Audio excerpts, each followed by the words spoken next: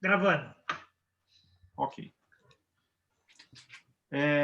Buenas tardes a todas y todos.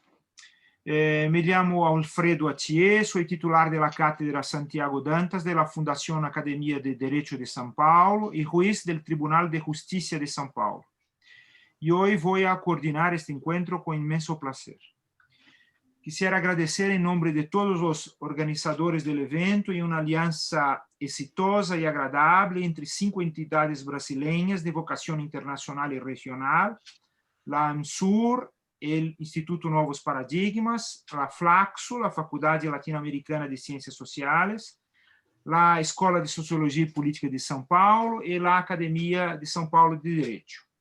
Ha sido un placer trabajar durante varias semanas con William, Carolina Requena, Salete, Júlia, Andrea, Vicente, Granado, César, Jorge, Ângelo y Cristina. Esta es la final de nuestras 4 reuniones sobre geopolítica, desarrollo y democracia. Nos complace dar la bienvenida al querido profesor Renato Giannini de la Universidad de São Paulo, ex-ministro de Educación en la administración Dilma Rousseff, a quien estamos muy agradecidos por la amistad y la voluntad de venir y conversar con nosotros. Agradecemos a Carolina Toá, cuya vida es un ejemplo para todos en su dedicación a la política y la construcción democrática. Este diálogo entre los pueblos sudamericanos es muy importante. La experiencia chilena de lucha y resistencia y avances siempre inspiradores, incluida la experiencia del plebiscito que vendrá pronto. Nuestro encuentro de hoy será bilingüe, español y portugués, o más precisamente trilingüe, ya que habrá, por supuesto, nuestro portuñol. Finalmente, les pido que me disculpen por este español o portuñol tan brasileño que hablo. El escenario esbozado en los coloquios precedentes sobre los temas de la geopolítica y del desarrollo va acompañado de cambios en la constitución y desempeño de la sociedad política. Avanzan las agendas del ultraliberalismo, el neoconservadurismo, que desconstruyen las garantías del Estado del Derecho, comenzando a utilizar el derecho como medio de guerra, sirviendo a este lawfare como un instrumento para atacar desde el punto de vista discursivo y material no solo de la primacía de la política, sino también las instituciones que la legitiman a través de los mecanismos de representación y participación. Es también un instrumento para la criminalización de partidos políticos y corrientes determinadas de movimientos sociales, combatiendo así la posibilidad de existencia y expresión de la pluralidad política y social, con el objetivo de destruir las evidencias de la diversidad cultural. Mediante el funcionamiento de los mecanismos de excepción, el objetivo es diezmar los grupos étnicos, culturales, de género originarios, privándolos de su capacidad para expresarse y convertirse en motores de resistencia y transformación de la realidad. Esta realidad tiene sus características ya presentes de profunda desigualdad, dominación, opresión y explotación agravada, con la presencia de actores y proyectos antidemocráticos que han surgido y expresado de manera cada vez más amenazante y agresiva. Las agendas no se limitan a buscar desmantelar las garantías del Estado de Derecho y de la democracia. Asimismo, se están oponiendo órdenes de derechos humanos internacionales, regionales y nacionales. En América del Sur, este conjunto de fenómenos, directo o indirectamente, a lo largo de los últimos años, ha impactado a los países a través de golpes establecidos bajo la justificación de cumplimiento de cláusulas legales civilinas, persecución de dirigentes políticos populares y establecimiento de inestabilidades políticas que terminaron por socavar cambios y logros reconocidos internacionalmente, incluso por agencias internacionales con perfil liberal.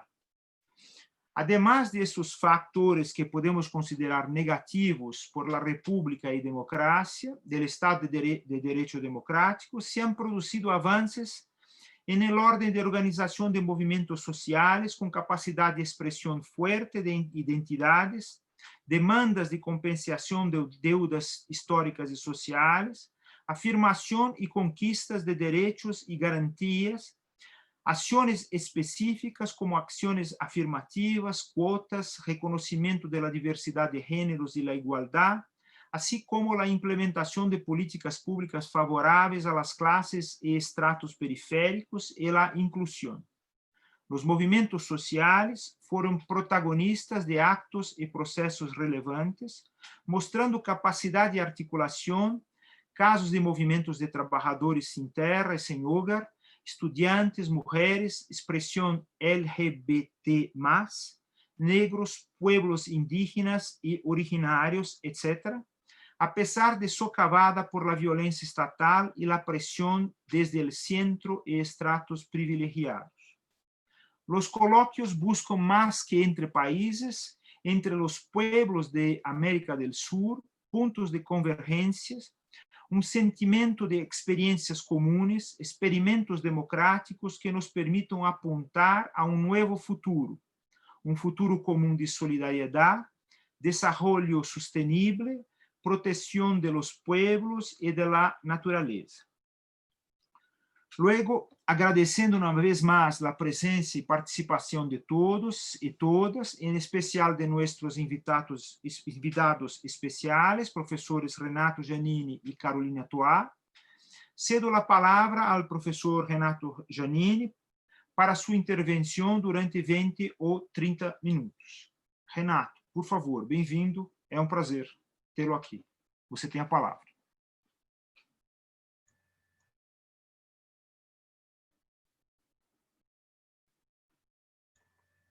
Você precisa só desligar ligar o microfone, Renato. Tá sem Boa isso. tarde a todos. Grande prazer de estar aqui. Como temos uma convidada chilena, vou falar em espanhol. O tema de minha ponência será a questão da democracia nos últimos anos, o que é muito interessante. Um instante, houve alguma coisa que necessito corrigir aqui. Bueno, lo que tenemos desde el año 1945, una guerra, después de la Segunda Guerra Mundial, el nombre democracia se convirtió en nombre positivo. Hasta aquella época, la democracia era alguna cosa muchas veces criticada. Me recuerdo, por ejemplo, que en el siglo XIX, en la Cámara de los Comunes en Inglaterra, que era, digamos, un régimen muito democrático, um primeiro-ministro dizia que não era democrata ele, que não queria o poder democrático. Aunque a Câmara dos Comunes fuera o braço democrático da Constituição britânica, pero os lores eram todavia muito importantes e o monarca tinha sua importância também. Então, o que se passa, bueno, no começo do século XX, o fascismo, por exemplo, é muito crítico acerca da democracia. Acá em Brasil, quando caiu a França em las manos nazis, Getúlio Vargas hizo um discurso no qual dizia que todo cambiava em la política, que as democracias estavam perdidas, alguma coisa assim. Eu entender isso. Então, é depois de 45 da vitória das Nações Unidas sobre el eje Berlim, Roma, Tóquio, que a palavra democracia empieza a ser uma palavra sempre positiva. É muito difícil emplear a palavra democrática sem dar-lhe um sentido positivo em nosso tempo. E isso traz duas consequências cronologicamente consecutivas que são muito importantes.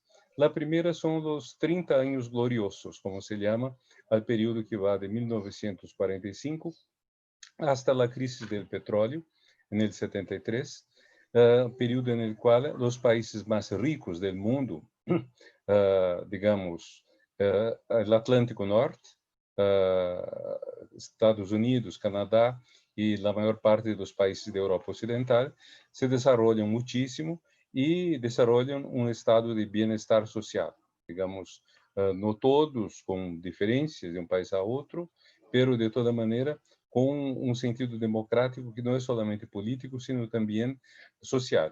Uma ideia de uma democracia en la cual los derechos sociales y laborales son muchas veces reconocidos.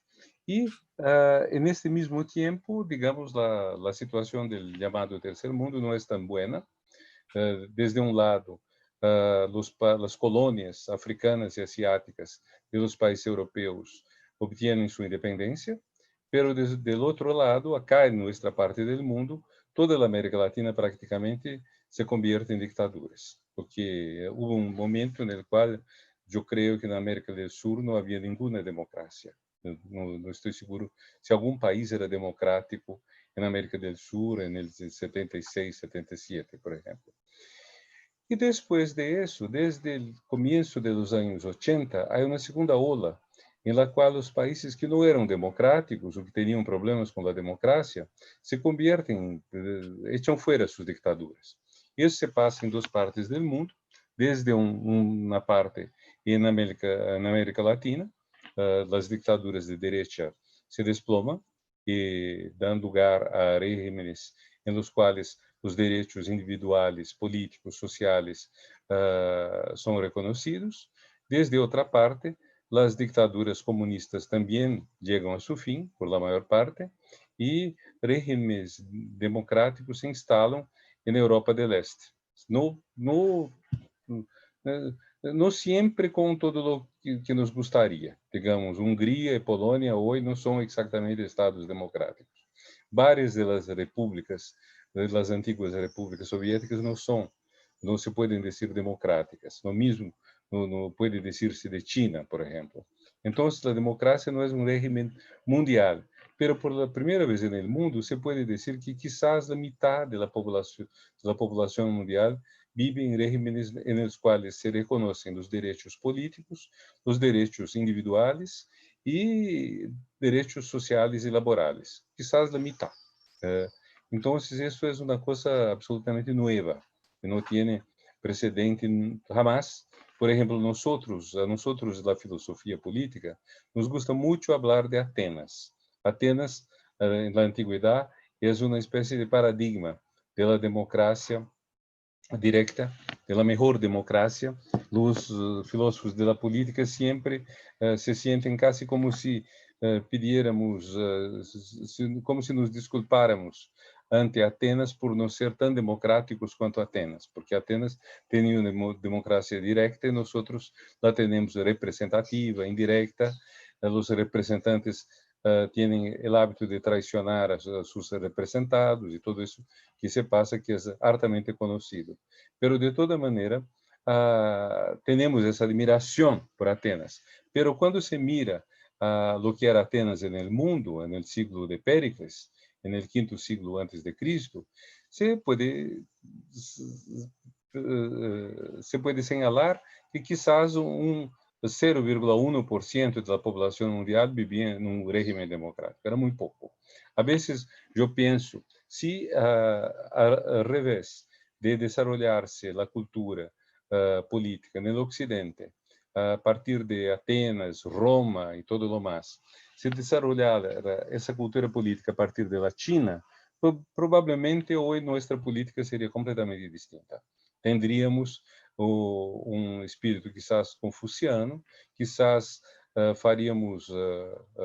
haríamos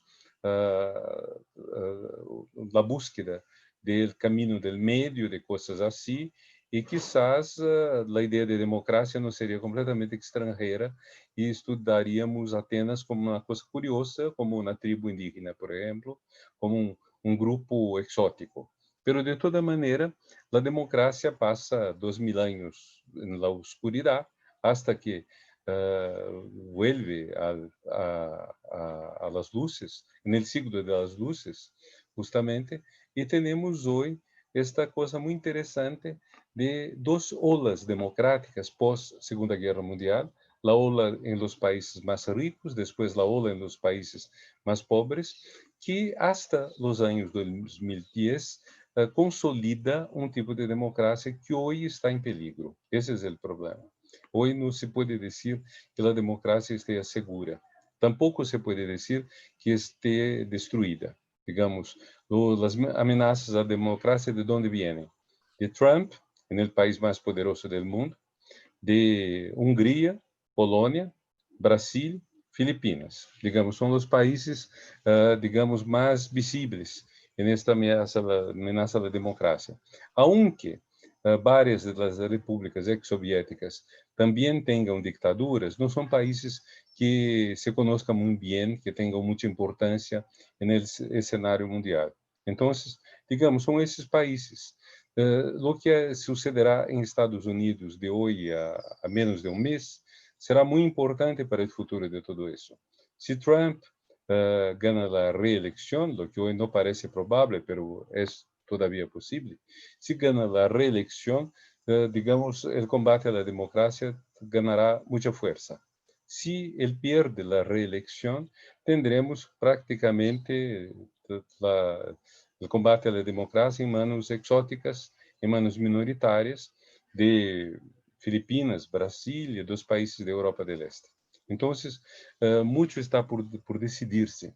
E, aunque Trump ganhe as eleições, o hecho é que a maior parte dos países europeus, dos países democráticos, não têm esse tipo de regime. Se uno mira a América do Sul, por exemplo, o único país que tem régimen de extrema derecha é Brasil, um governo de extrema derecha. Eu não diria régimen, porque muita coisa permanece, aunque tenhamos esse governo de extrema derecha. Mas há alguns problemas que é necessário plantear. O primeiro problema é que a Constituição brasileira de 88 é uma Constituição programática que disse em seus primeiros 10 artículos e mais adelante em las partes em que habla de la salud, de la educação, de la cultura, de la ciência, de la família e todo o mais, estabelece quais são os fins, as ambições da República Federativa de Brasil. Um país pacífico, um país que ponga fim não solamente à miséria, sino também à pobreza, um país que não haga a guerra, um país que desee hacer mais forte hacer a integração latino-americana e todo o mais. E praticamente temos 200 ou 300 princípios, 200 ou 300 metas de Brasil que estão sendo sistematicamente desrespeitadas por o governo atual, sem que o legislativo e o judiciário hagam quase nada. Muito pouca coisa. Algumas vezes, algum juez se recuerda que existe a Constituição, mas não é uma coisa muito frequente. Digamos, o que se vê no Supremo Tribunal Federal, em las outras cortes, é que é surpreendente. Então, as instituições brasileiras se mostram muito débiles frente, digamos, a esta perversidade. Em la filosofia política se considera que as instituições são criadas justamente para evitar que alguém no governo, que seja um rei no tempo da monarquia absoluta, que seja um presidente ou um primeiro-ministro, que alguém se vuelva louco ou seja um perverso, e é para impedir que essa pessoa haga muitos danos. Este é o sentido das instituições. E, mientras em Estados Unidos funcionam alguma coisa, em Brasil funciona muito mal, funciona muito pouco. Então, estamos em uma situação muito delicada, não se sabe exatamente o que vai passar-se, mientras a pandemia do Covid ha hecho desplomar a popularidade de Trump, a popularidade de Bolsonaro sigue grande, sigue significativa, os 40%, a vezes mais. Isso depende muito da encuesta que uno consulte, mas isso é muito surpreendente, porque temos um governo que está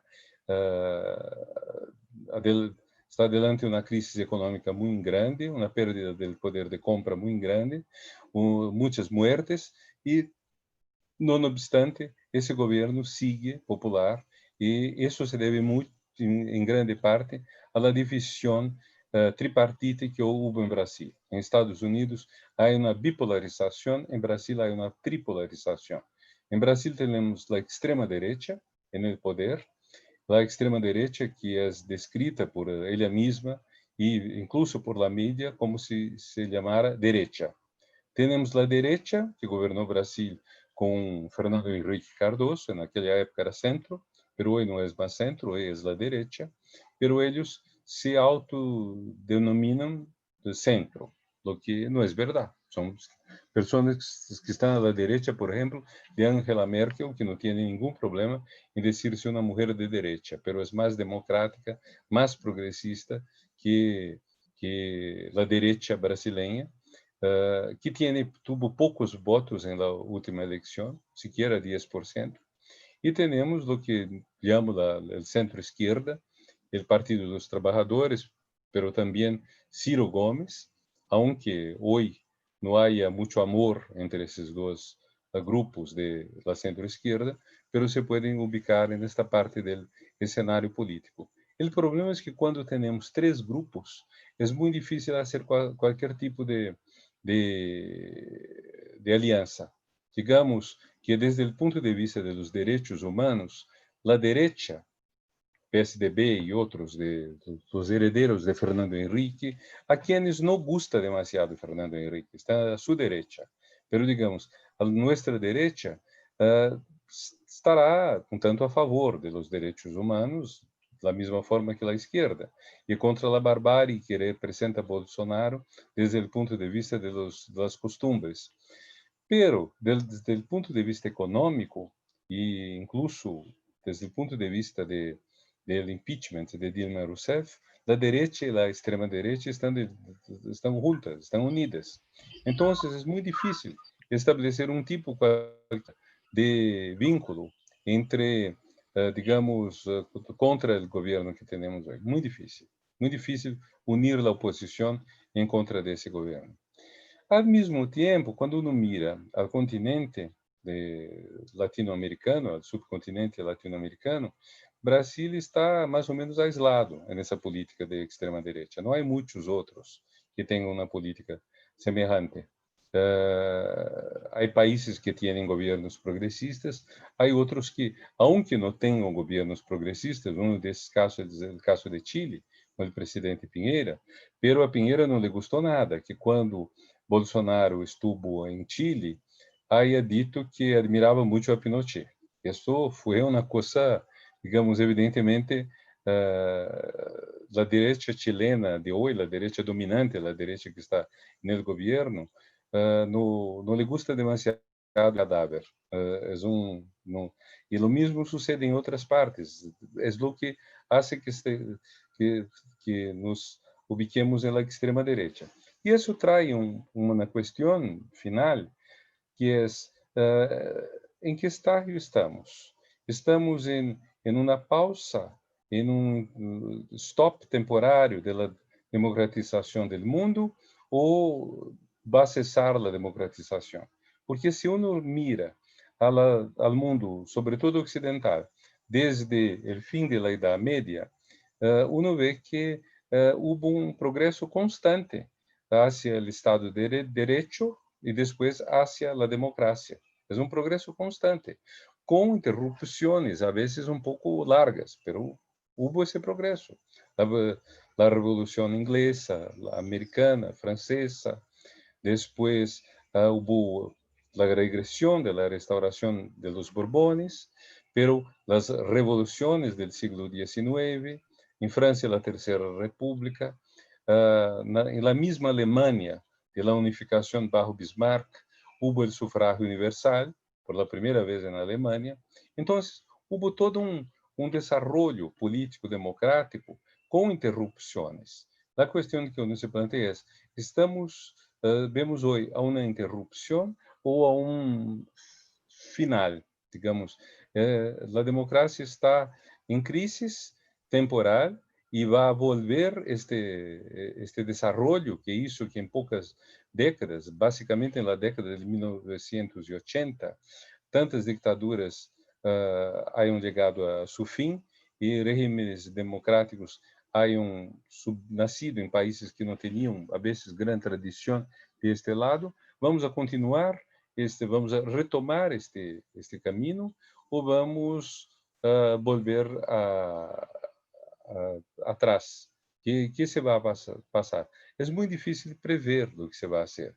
Mas uma coisa que me deixa tanto otimista é que se uno compara o tempo presente a los anos 1930, quando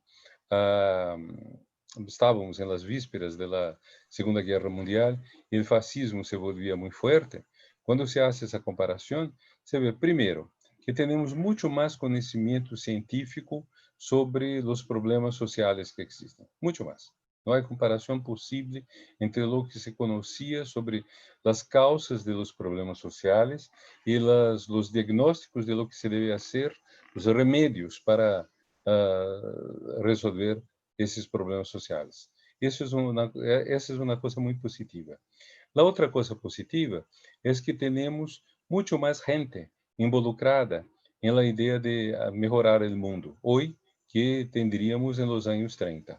Digamos, há as ONGs, há distintos partidos, há pessoas não partidárias, há pouco de todo, e o que é importante é que todas essas pessoas, todos esses grupos distintos, hagam alguma união, digamos, pouco tal, quizás, como o Green New Deal de que habla Alexandria Ocasio-Cortez na Câmara de Estados Unidos, pouco a ideia de unir o que se habla de la natureza, de los problemas sociales, de los derechos de las minorías, de la biodiversidad, de la diversidad humana.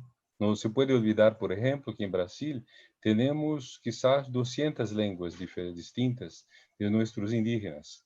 E destas línguas, não todas estão descritas. Houve trabalho nos anos 70 e 80 para tentar descrever a todas elas. Iba antropólogo e linguista a cada tribo e tentava saber exatamente o que tinham. E há coisas muito interessantes, porém não se sabem todas. O mais interessante, eu termino com isso, é o caso do antropólogo americano que era pastor protestante que foi a uma tribo, os Pirahã, com a finalidade de conhecer sua língua e traduzir a Bíblia para eles. E depois descobriu que aqueles indígenas não tinham nenhuma noção de tempo, de tempos verbais. Para eles não existia o futuro. Ele explica isso dizendo que, como tinham comida todo o tempo, não necessitavam prever o futuro. E, com isso, ele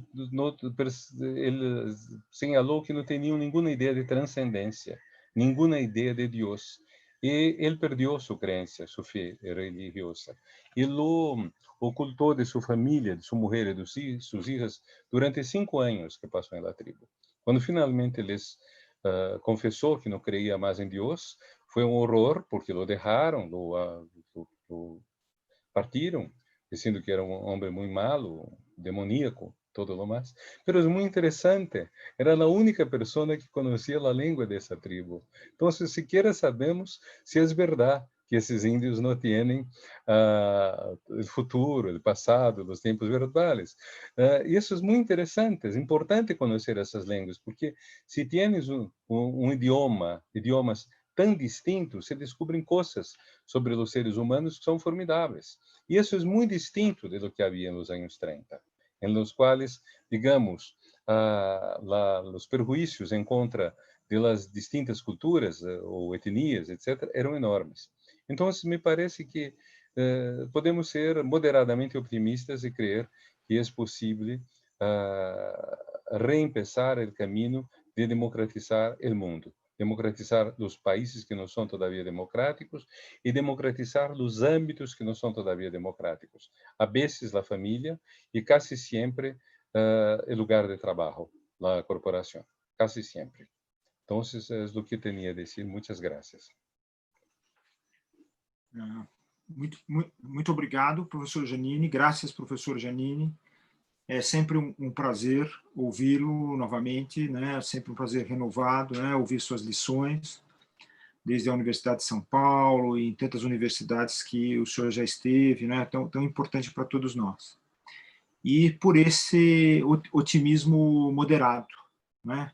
Que é também um fator importante no momento que nós estamos vivendo, né? Que há muito desânimo causado pela pandemia e também pela presença de um governo tão nocivo, né, como este que o Brasil hoje experimenta, né, ou sofre, né, mais propriamente. Uhum.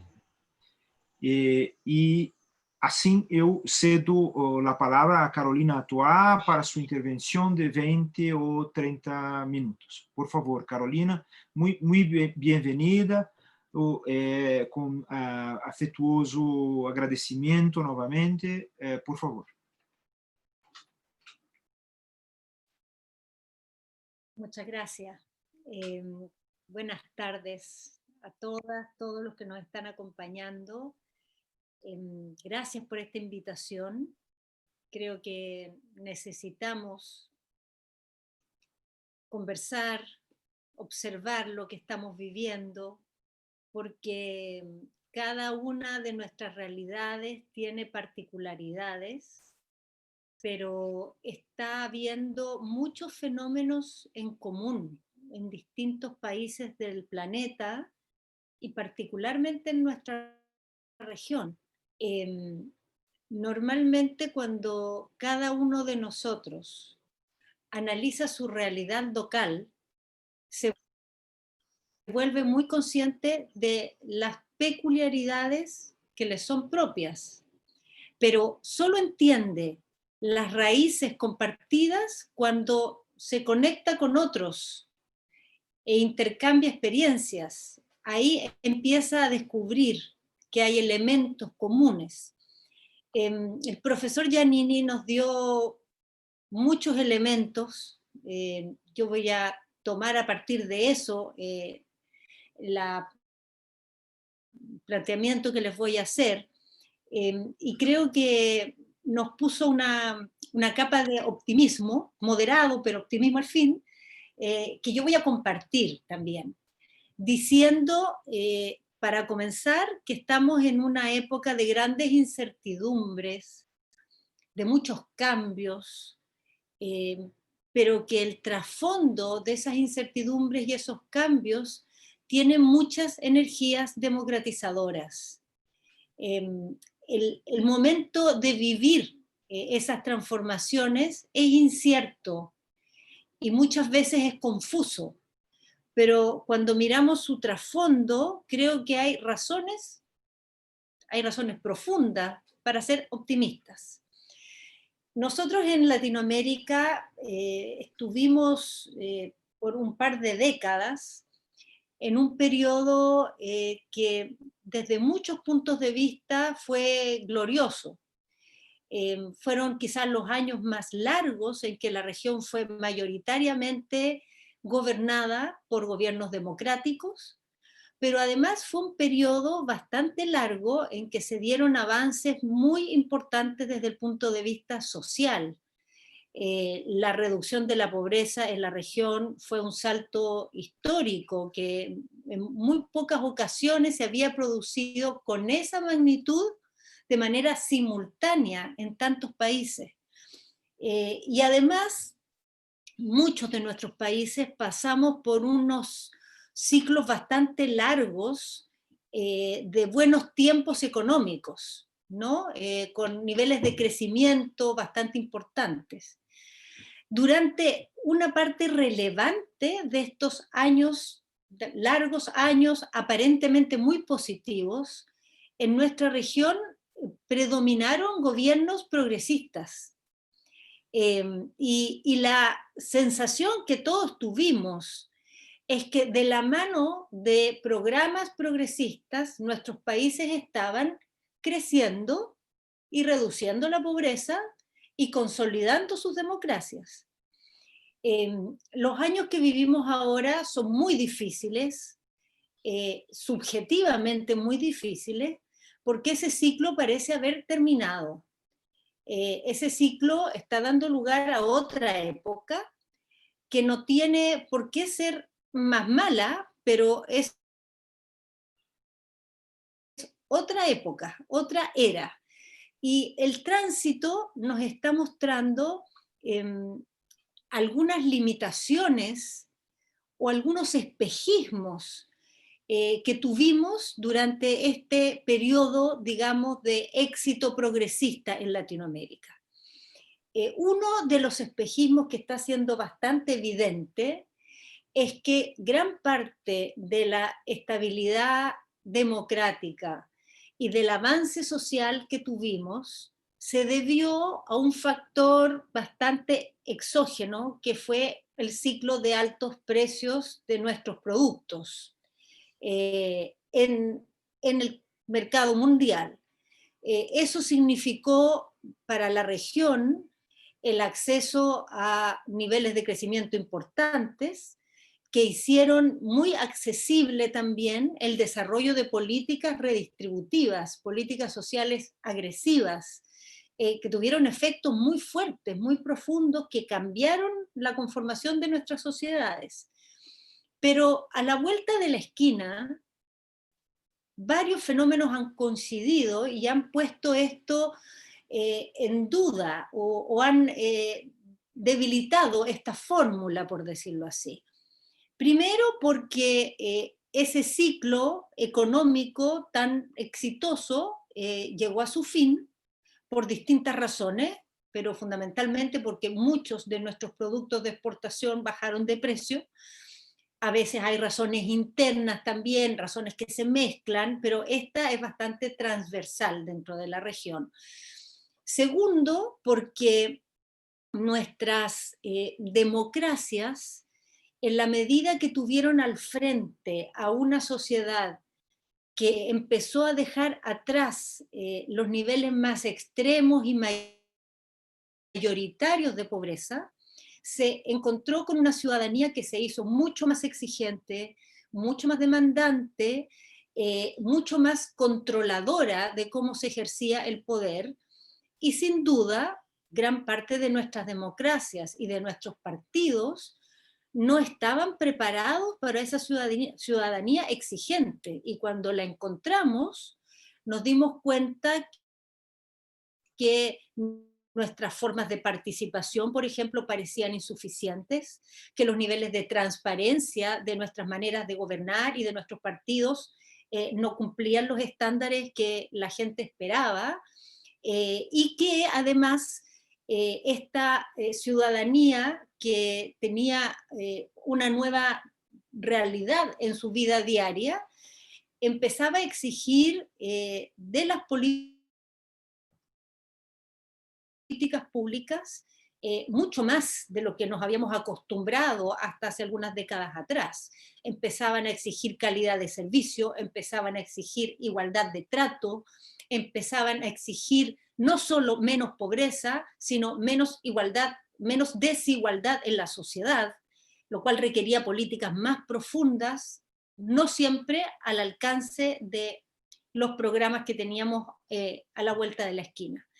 Y algo que fue muy sintomático y que se vive también en otras latitudes, países de nivel económico mucho más alto, los países de las democracias occidentales del norte global empezaron a tener problemas similares, es que de algún modo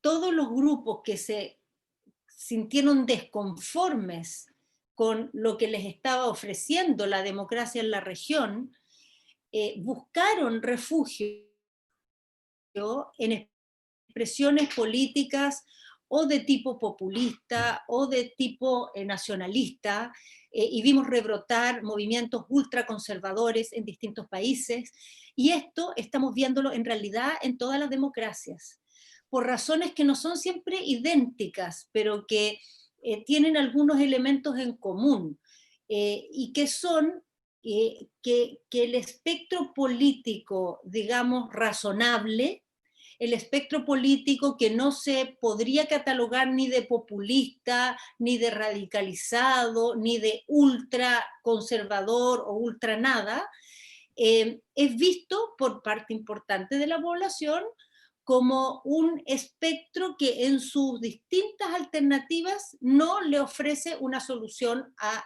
determinados sectores. No los considera, no los escucha, no les da respuesta.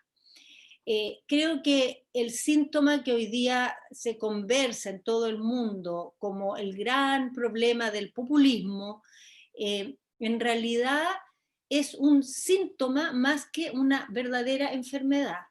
La verdadera enfermedad es que los partidos más tradicionales han perdido capacidad de representar y de dar respuesta a una parte importante de las sociedades que han emergido producto de los cambios sociales en Latinoamérica, y en el caso de los países del norte global, más bien a grupos que son perdedores de la globalización, grupos que en la globalización han quedado desfavorecidos y que sienten que no tienen respuesta ni en la oferta socialdemócrata de esos países, ni en la oferta de la derecha tradicional de esos países, y se empiezan a refugiar en alternativas de distinto tipo.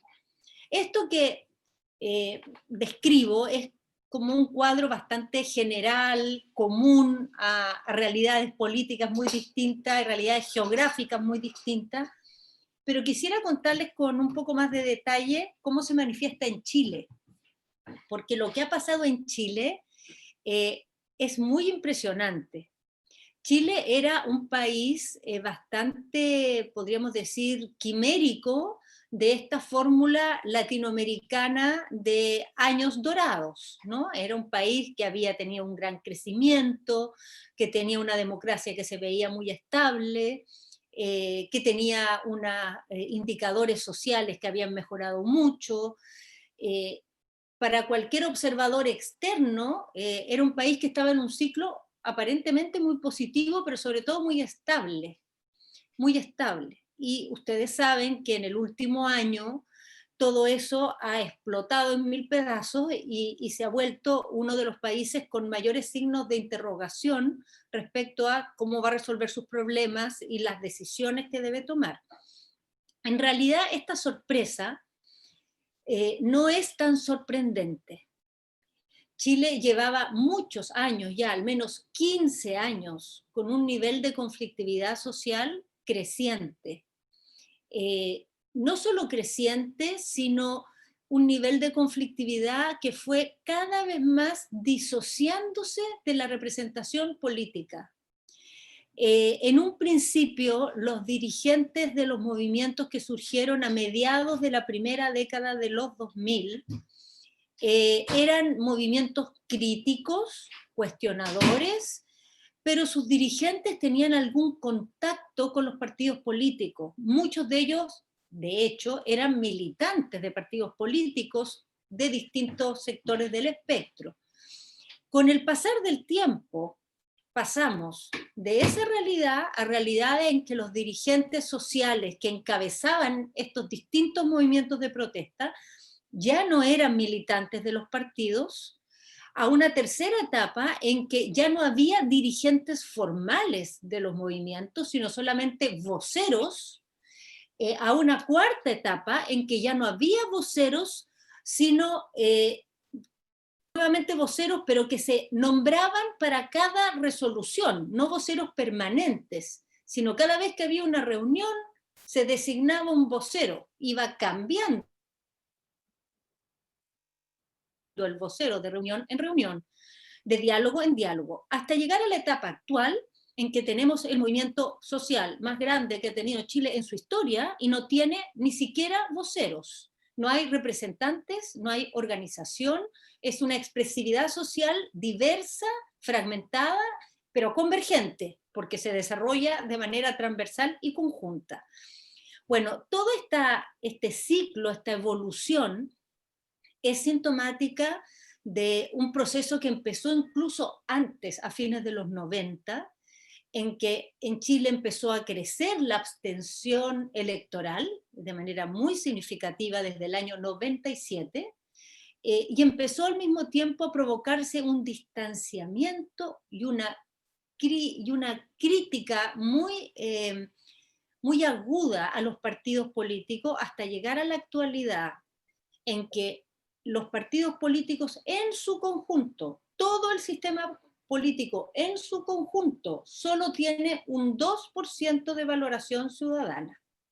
Un 98% de la población en Chile no valora a ningún sector político. Es una situación realmente extrema.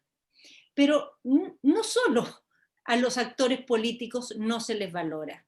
Prácticamente todas las instituciones en la sociedad chilena, la iglesia, las fuerzas armadas, las empresas, las élites de todo tipo han tenido una pérdida de prestigio y de confianza dramática que viene en realidad produciéndose desde la mitad de los años, de la primera década de los 2000, pero que en los últimos 3 o 4 años se ha profundizado de manera acelerada de la mano de una cadena de escándalos de corrupción que han sido en Chile muy dramáticos, todos juntos, el efecto que han tenido en la población. Todas estas cosas no suceden casualmente.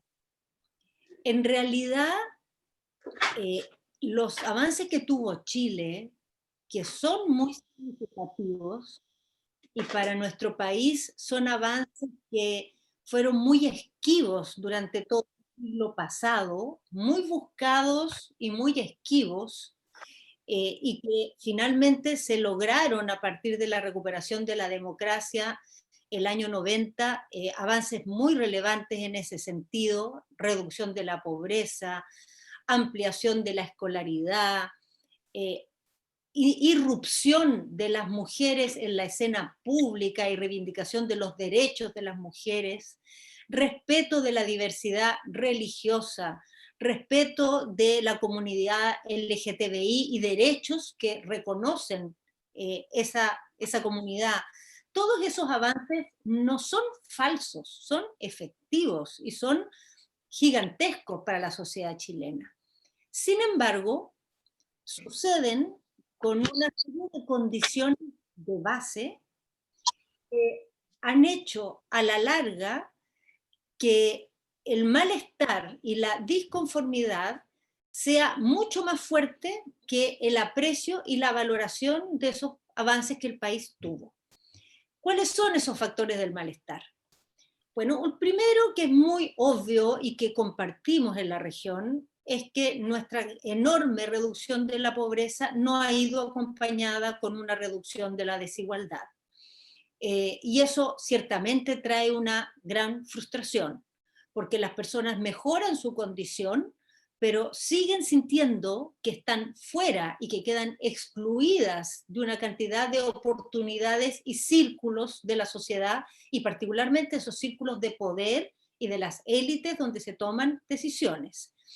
Pero la desigualdad en Chile es más ulcerante que en otros países, porque en Chile permanecen algunos de los arreglos institucionales que se definieron en dictadura en materia de provisión de derechos sociales fundamentales, donde tanto en la salud como en la educación, como en la previsión, nosotros tenemos sistemas de cuasi mercado, sistemas donde el Estado comparte responsabilidades con el sector privado y el sector privado cubre o hace la provisión de ciertos derechos sociales bajo un sistema de selección por precio, donde tú tienes mayor o menor cobertura, mayor o menor calidad, mayor o menor seguridad de acuerdo a tu capacidad de pago. Entonces, eso, cuando Chile era una sociedad muy pobre, que no tenía las cosas básicas, parecía no ser un gran problema, en la medida que permitía acceso a bienes que antes eran inaccesibles. Pero una vez que esa etapa se superó, la percepción que tienen los ciudadanos hoy día es que el tener un bolsillo distinto, el tener menos dinero en su bolsillo, se traduce en que tienen una salud de segunda categoría, una educación de baja calidad, una cobertura previsional precaria que no asegura un mínimo de dignidad y de seguridad. Entonces, hay una expresión de la desigualdad, digamos, que es propia de la realidad chilena, que la hace más compleja y la hace más molesta y más irritante para la población. A pesar de todos estos factores, personalmente creo que el elemento decisivo ha sido otro, no estos que estoy mencionando. Creo que el elemento decisivo de este gran nivel de malestar tiene que ver con el comportamiento del sistema político ante esta realidad, más que con la realidad por sí sola. Es decir, esta realidad genera molestia y genera irritación, pero si hubiera un sistema político capaz de recoger esa inquietud y darle una proyección, quizás no hubiéramos llegado al nivel de ruptura en que estamos hoy. ¿Por qué falló el sistema político?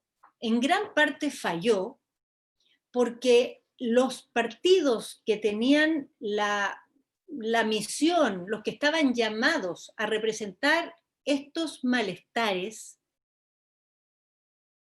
estas molestias, por una serie de motivos, estaban más bien enfocados en valorar los logros del país, en magnificar los avances que Chile tenía, más que sintonizar con los dolores que Chile tenía, con las injusticias que herían al país, con las desigualdades que fragmentaban nuestra sociedad. La centroizquierda que gobernó aquí largos años, primero con la Concertación y luego con la nueva mayoría, gobernó en un contexto institucional muy peculiar, que resulta muy difícil de explicar y de entender desde fuera, porque es un sistema político contramayoritario, donde las mayorías que ganan el Ejecutivo y que ganan las elecciones parlamentarias no bastan para aprobar reformas. Nuestro sistema tenía hasta hace poco un sistema electoral binominal, se llamaba, que provocaba un empate prácticamente entre las fuerzas, independiente de los resultados, llevaba al empate. Eso se cambió en la última elección parlamentaria, pero eso era solo uno de varios ingredientes. El segundo es que nuestro sistema tiene unas normas de supramayorías, en que hay una gran cantidad de leyes, no solo la Constitución, sino otras leyes que se llaman orgánico-constitucionales, que rigen los temas más relevantes del país, que solo se pueden modificar a través de mayorías superiores a la mayoría simple y a la mayoría absoluta.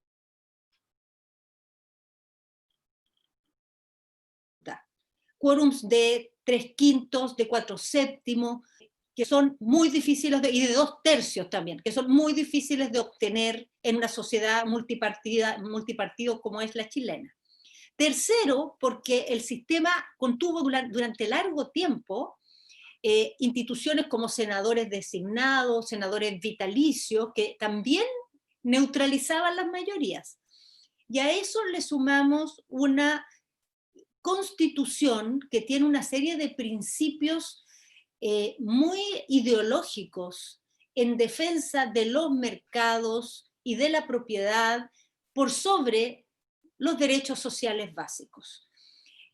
A través del Tribunal Constitucional y del control preventivo que el Tribunal Constitucional tiene en Chile, eso hacía que cada vez que los gobiernos de centroizquierda presentaban proyectos reformadores, eran amenazados de ser derrotados en el Tribunal Constitucional si lograban tener los votos para aprobar estos proyectos, lo cual era casi imposible. Pero si los llegaban a tener, era muy posible que en el Tribunal Constitucional estos proyectos fueran revertidos por pasar y atropellar la Constitución en algunas de sus definiciones que, como les digo, son fuertemente ideológicas.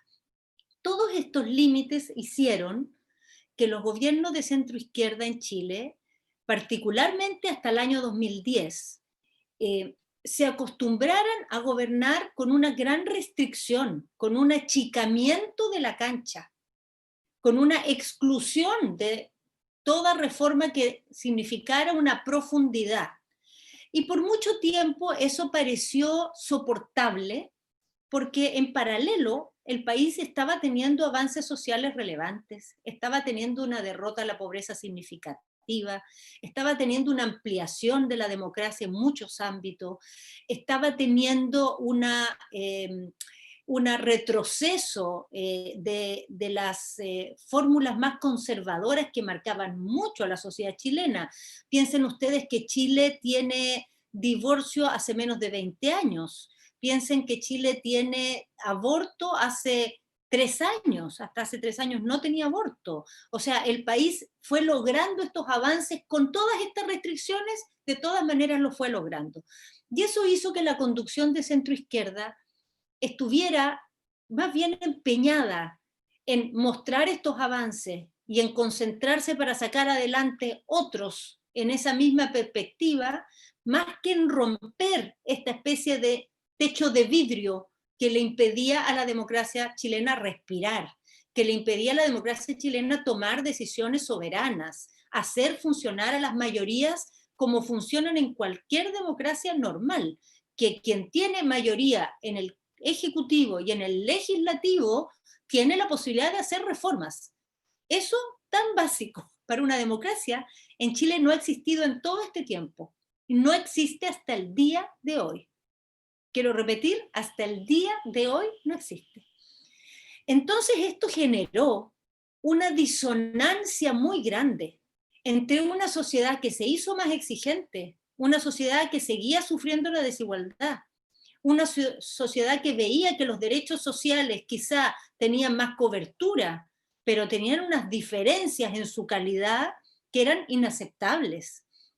Y una sociedad que escuchó por tantas décadas a sus gobernantes hablar de igualdad, hablar de inclusión, hablar de horizontalidad, que empezó a exigir esa igualdad, esa inclusión y esa horizontalidad. Y se topó al frente un mundo político que estaba demasiado complaciente con lo que había logrado, demasiado ensimismado en la tecnocracia de las reformas dentro de esta cancha pequeña y poco conectado en romper esas restricciones que le impedían a nuestra democracia realmente, como decía, respirar y desarrollarse como una democracia sana, vigorosa.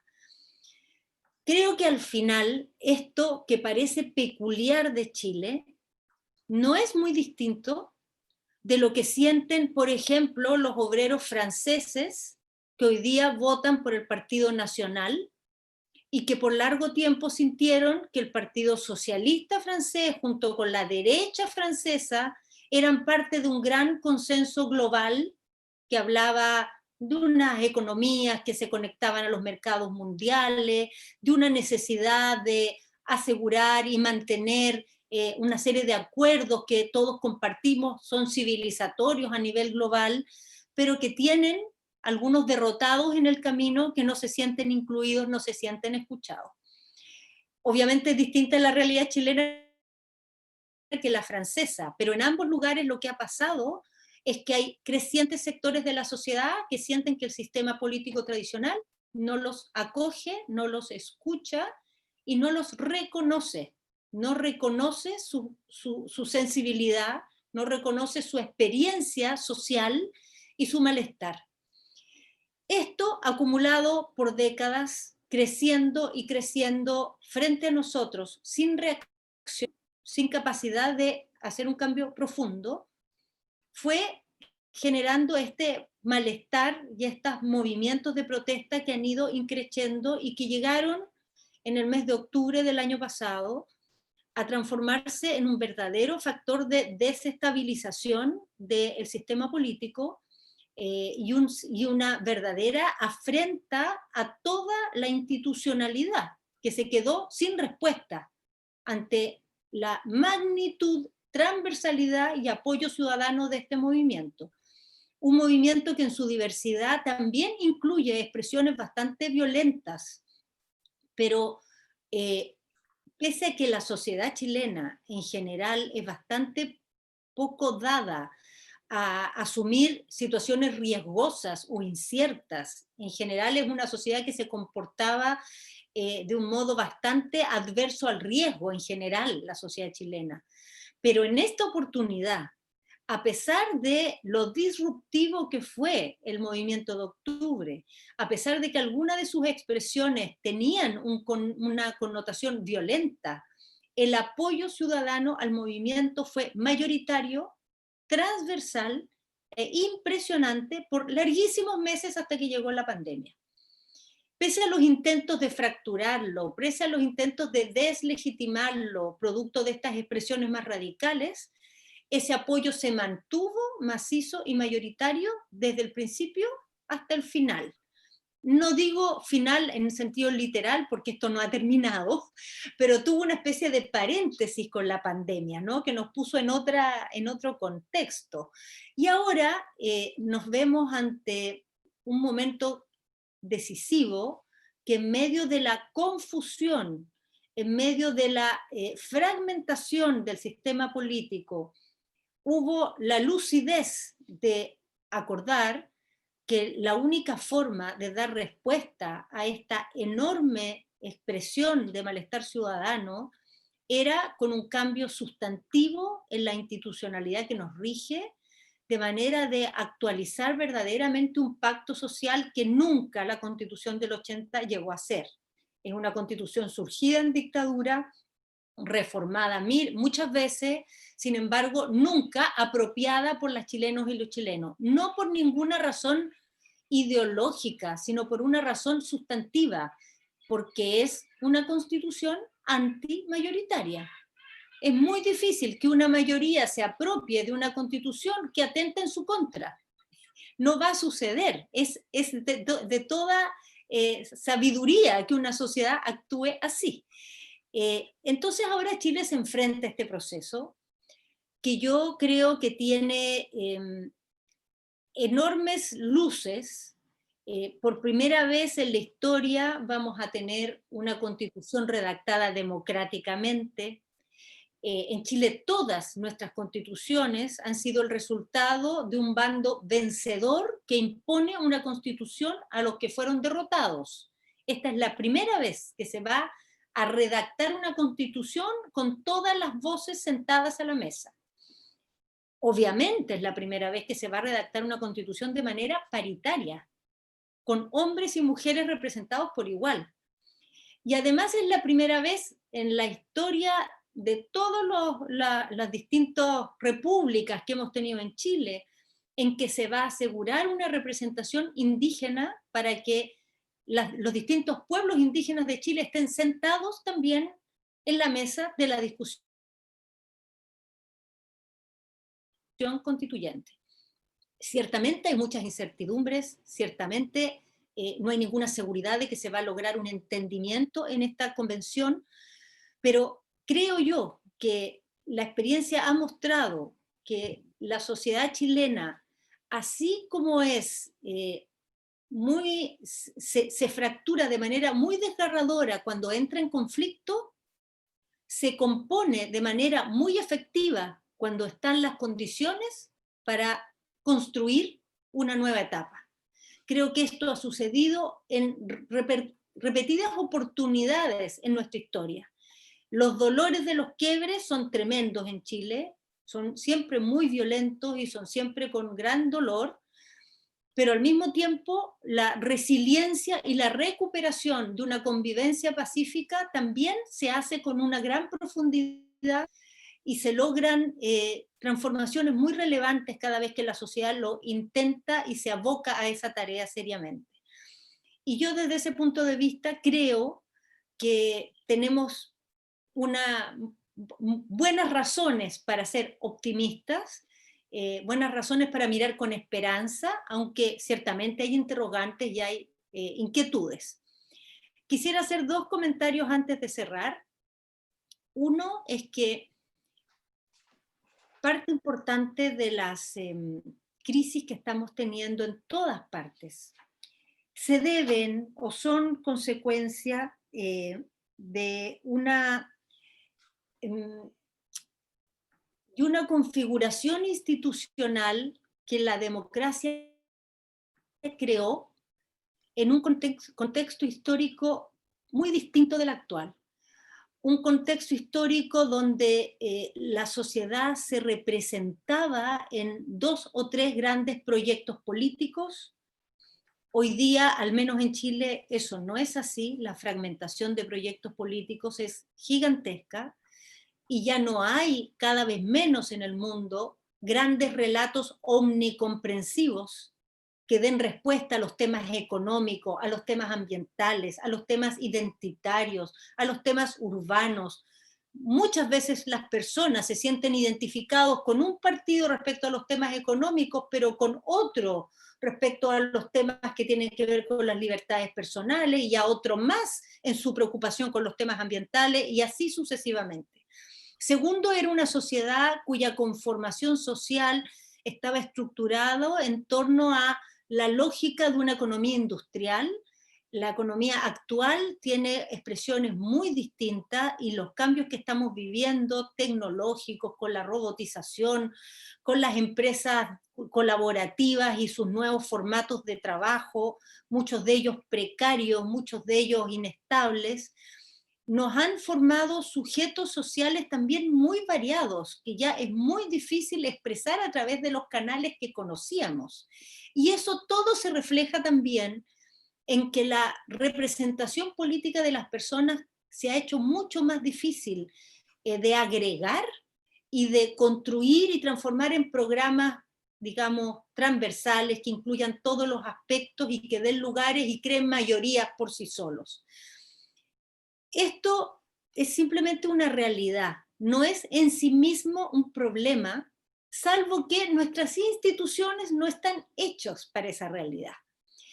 Y quizá la época que estamos viviendo, para quienes somos defensores de la democracia, quienes somos convencidos de la democracia, es entender que quizá esta es una era en que también requerimos una gran creatividad institucional.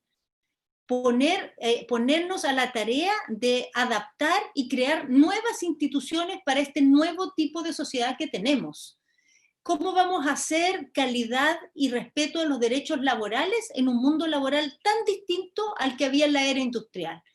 Tenemos que inventar nuevas maneras de hacerlo y atrevernos a hablar de eso aunque no tengamos de antemano la respuesta.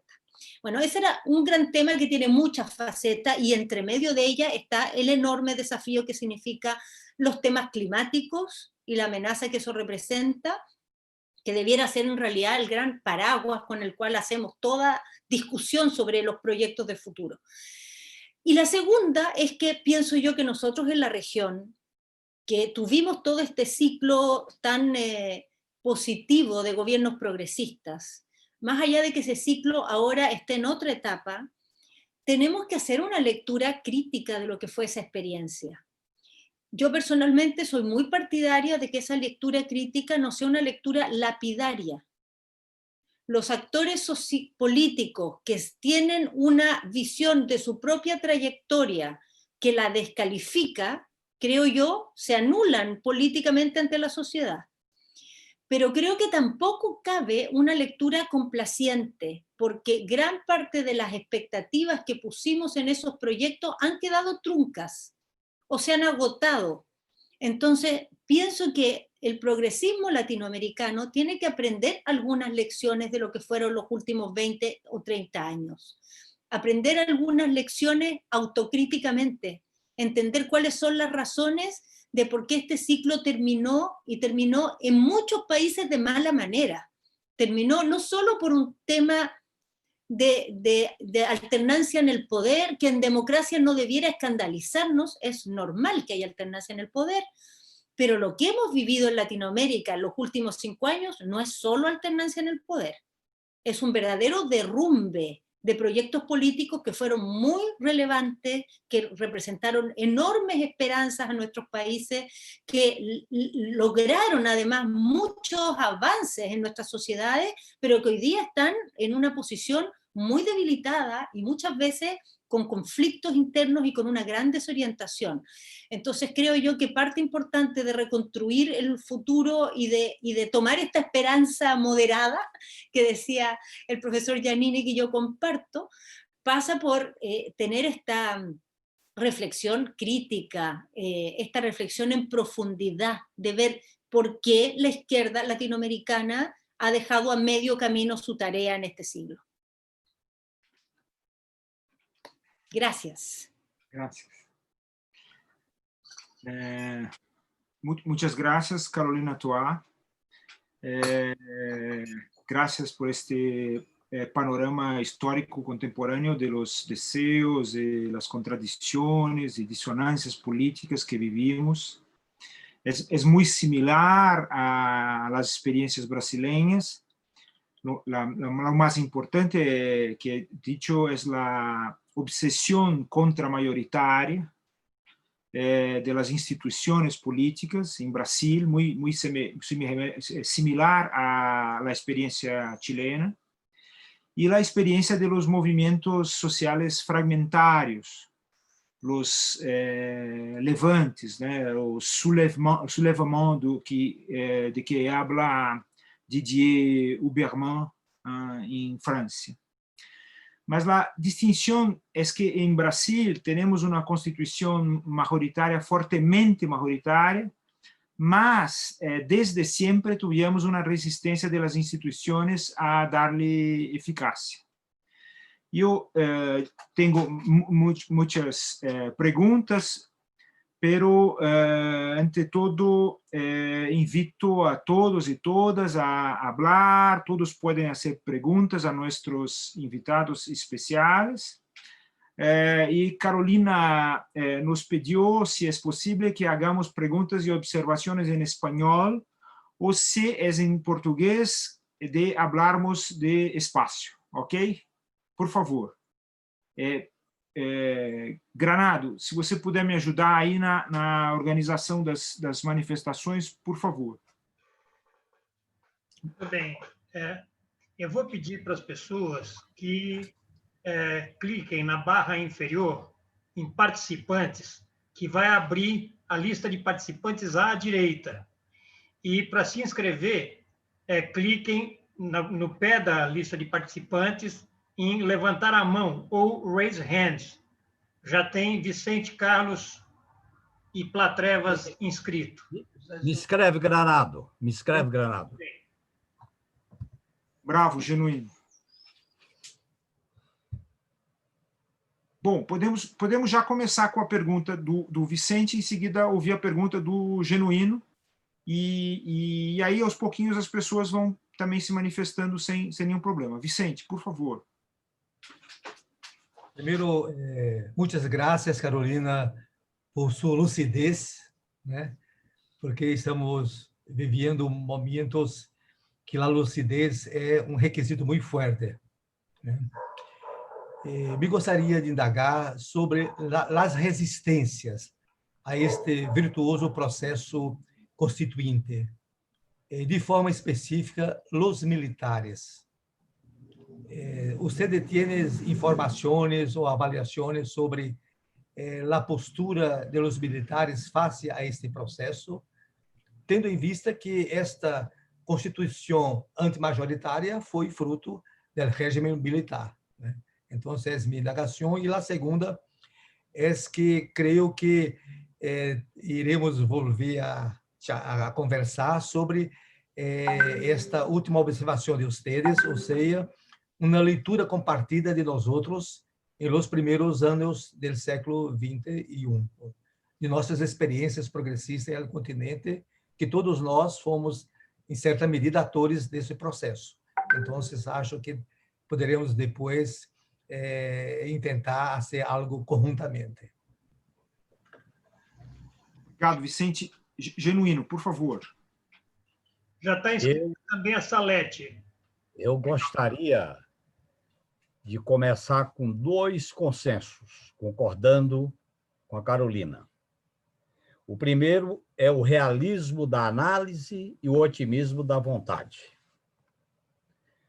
O segundo é que nós devemos fazer uma leitura autocrítica das nossas experiências de governos na América do Sul. Abriu-se uma janela de oportunidades que o nosso país e o vosso país se enquadram nessa janela. Mas a esquerda não abriu a porta. em mudanças sociais profundas e mudanças no regime político. Isto possibilitou uma vitória da direita, que antecipadamente preparou um golpe de natureza institucional. Qual é a encruzilhada, Renato? A encruzilhada é que nós estamos num processo de redefinição do novo regime político, um autoritarismo constitucional, conservador, que representa a oligarquização do poder, que se ajusta com as necessidades do capitalismo financeiro monopolista pós-crise de 2008. Neste sentido, o centro da nossa estratégia é por dentro da ordem ou por fora da ordem. Eu advogo que tem que ser por fora da ordem, porque os limites da ordem neoliberal e desse autoritarismo furtivo, constitucionalizado, é muito estreito. Então, nós temos que ter uma estratégia de acumulação de força para a ruptura democrática radical, com base num programa anticapitalista e num programa que radicalize as transformações sociais. As lições do Chile, as lições do Equador, da Bolívia, do Brasil, mostram que o sistema jurídico, o sistema midiático e o sistema militar se articularam para construir um outro modelo de hegemonia política. E nós trabalhamos na janela estreita, no caso do Brasil, da Constituição de 88. E não alargamos para uma porta, não batemos na porta, não chutamos a porta. E nós nos acomodamos nos limites impostos pela classe dominante. O que se trata agora é de uma outra estratégia que eu chamo de ruptura democrática, de radicalização social, de um programa anticapitalista diante da crise que nós estamos vivendo. Era essa questão que eu levantaria para vocês, que é a encruzilhada da democracia. Porque o neoliberalismo não quer democracia nem direitos. Para enfrentar a luta pela democracia e por direitos, nós temos que nos confrontar com o modelo econômico monopolista, dependente e associado financeiramente. Então, esse é o dilema nosso, é a encruzilhada nossa. Muito obrigado. Obrigado, Genuíno. Salete, por favor, nós colhemos a sua pergunta e, em seguida, nós vamos às respostas de Carolina Tuai e Renato Giannini, e depois, se outros quiserem fazer perguntas, nós passamos numa segunda rodada. Salete. Boa tarde a todos e a todas. Obrigada pela oportunidade. Eu gostaria de iniciar agradecendo ao professor Renato esta participação em nome da Flaxo Brasil e dos outros parceiros que organizaram essa atividade, né, que estão juntos aí nessa sequência de colóquios e debate. Agradecer a Carolina também essa participação. Carolina, nós temos uma história comum, né, com Chile e Brasil, mas também temos uma história comum do local onde eu dirijo hoje, que é a Flaxo Brasil, junto com a Flaxo Chile, né? Há mais de 60 anos, a Flaxo foi construída por uma conferência da Unesco, aqui no Rio de Janeiro. O Brasil ficou com a sede de estudos e pesquisas no Rio de Janeiro, em 1957, e a nossa sede acadêmica do sistema Flaxo, ou da Flaxo, que naquele momento pertencia à Unesco, ficou no Chile por decisão dos governos, né, por uma disputa dos dois governos. Em seguida, nós tivemos aí o processo de ditadura, e a Flaxo aqui no Brasil foi fechada, e todos os nossos, ou grande parte, né, dos nossos pesquisadores, mestres, professores, também tiveram a oportunidade de serem acolhidos no Chile durante o período da ditadura pela questão do exílio. Então, tivemos aí uma acolhida e foi muito importante esse momento histórico, porque depois o Chile também passa por um processo desses, e os flaxianos, brasileiros, chilenos e de outros países, saem do Chile para outros países, né? É um pouco a história do nosso sistema flaxo, que hoje está em 18 países, e justamente este momento atual, ele colocou muitos questionamentos, mas também muita insegurança, em especial para o campo das ciências humanas e sociais, né? Esse é um campo que ele tem uma luta cotidiana e também está em nossa região, né, mais do que nunca, mas na América, digamos assim, na América Latina bastante forte, bastante ameaçado, e por tudo isso que vocês colocaram aqui, tanto o professor Renato como Carolina, né? Então, quando você quer destruir um sistema que está começando a trilhar seus caminhos, você destrói o que é de mais caro para as pessoas, são os direitos humanos, e você ataca os seus direitos sociais mais prioritários, né? Saúde, educação, trabalho, moradia, né? Educação, né, professor Renato? Muito atacada nesse momento, é impressionante o que a gente tem sofrido nisso.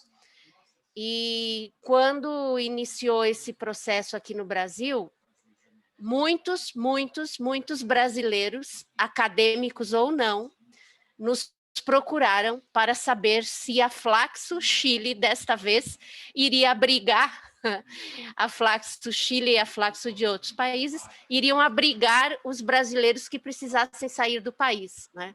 Então, para ter uma ideia da sensibilidade que as mudanças geram no cotidiano, na vida das pessoas, e as instabilidades das políticas públicas, né, do Estado democrático de direito, quando ameaçado, gera nos povos, né, dos seus países, no nosso caso, da nossa região.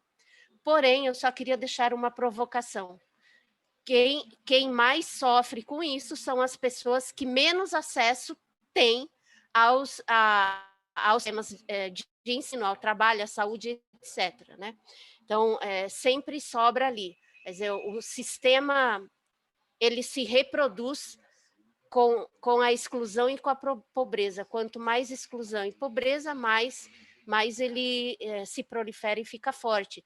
E o nosso trabalho é justamente ir no contraponto dessa exclusão e dessa pobreza. É trabalhar para que as pessoas se emancipem, para que as pessoas tenham acesso aos seus direitos humanos, sociais, ambientais, políticos e etc. Então, eu gostaria só de deixar isso, mas principalmente agradecer muito essa presença de vocês. Obrigada. Obrigado, Salete. Carolina e Renato Giannini, eu passo a palavra primeiro para o professor Renato, porque o professor Renato tem de sair um pouco mais cedo. E a seguir, cedo a palavra a Carolina. Mas primeiro, o professor Renato, por favor, professor Renato Giannini. Bom, ótimo, um grande prazer ouvir a Carolina, muito bom ter toda essa informação sobre a situação mundial vista desde o Chile. Eu acho que para nós, brasileiros, que estamos num momento muito difícil, é muito positivo ver que países irmãos da América Latina estão vivendo situações que podem não ser fáceis, mas são mais promissoras. Quer dizer, nós estamos lidando com uma destruição de liberdades e direitos, o Chile está procurando melhorar sua Constituição. Então, é um processo que eu só posso saudar e dizer que é muito bom. Acho que a questão que me cabe responder é, sobretudo, do genuíno, quer dizer, qual a tarefa a tomar. Nós estamos numa situação, como eu disse antes, de uma tripolarização do Brasil. Então, nós temos, vamos dizer, grosseiramente falando, duas estratégias ou duas táticas, não são estratégias mesmo, duas escolhas possíveis para a esquerda fazer. Uma das escolhas é a esquerda vai radicalizar, vai procurar uma pauta realmente de esquerda e que, enfim, procure fazer aquilo. Eu acho que até que a colocação do Genuíno tem uma certa autocrítica do governo do PT, que deixou alguns pontos furados pelos quais o golpe foi possível. Então, se trataria de evitar que, num futuro governo progressista do Brasil, tenha as mesmas falhas. Eu recentemente li a autobiografia do Samuel Weiner e a gente vê que a derrubada de Dilma e a derrubada de Getúlio em 54, que leva ao suicídio, são muito parecidas. Nos dois casos, com 60 anos de diferença, governos diferentes, com políticas diferentes, mas que tinham em comum que eram políticas mais populares, mais para o povo. E nos dois casos, os governos foram tratados de maneira impiedosa pela mídia, pelo grande capital, pelos setores conservadores, pelas Forças Armadas, sobretudo em 1954, mais do que dessa vez. Dessa vez, os militares foram se manifestar depois do impeachment, não antes do impeachment. Mas, enfim, há um ponto que é muito delicado nisso tudo, que é a gente sentir que a esquerda foi muito democrática, foi muito legalista, foi muito correta e nada disso foi respeitado. O outro lado não respeitou. O outro lado atacou, o outro lado valeu-se, inclusive, dessa dignidade, desse lado correto, legalista, para fragilizar o governo quer dizer, para derrubar o governo da Dilma, prender o Lula, enfim, o próprio Genuíno também foi preso, mas quer dizer, houve todo esse tipo de coisa. Então, eu entendo que, diante disso, uma das estratégias possíveis da esquerda seja justamente, vamos pegar aquilo que é específico da esquerda e vamos valorizar isso, vamos colocar isso. A outra possibilidade é a possibilidade de fazer uma grande aliança contra o que alguns de nós chamam de fascismo, ou pelo menos extrema-direita. Nós temos um governo de extrema-direita. Esse governo conseguiu ser antipático não somente à esquerda, mas até uma parte da direita. Então, as políticas dele causam descontentamento. A outra possibilidade, então, vamos fazer uma aliança contra esse governo, vamos tentar tirá-lo e depois resolvemos nossas questões. O problema, as duas opções têm grandes problemas, Genuíno. Não acho nenhuma delas muito fácil. A ideia de uma política de esquerda, de uma radicalização pela esquerda, isola a esquerda, deixa a esquerda isolada. Se a gente vê a derrubada da ditadura militar, a ditadura militar caiu por muitas razões, entre elas, inclusive, o fortalecimento da esquerda, a criação do PT, mas é muito claro que a ditadura não teria caído somente por causa da esquerda.